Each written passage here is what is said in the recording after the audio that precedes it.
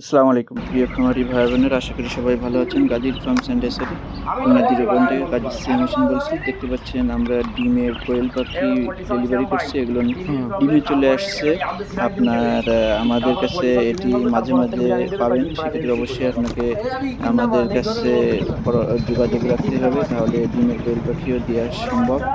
এটি আমরা শরীয়তপুর ডেলিভারি করব। 600 পিস আছে ডিমের কোয়েল, সম্পূর্ণ আপনার ভ্যাকসিন এবং ওষুধ মেডিসিন প্রয়োগ করা মুরগির আপনার ডিমের পাখিগুলো।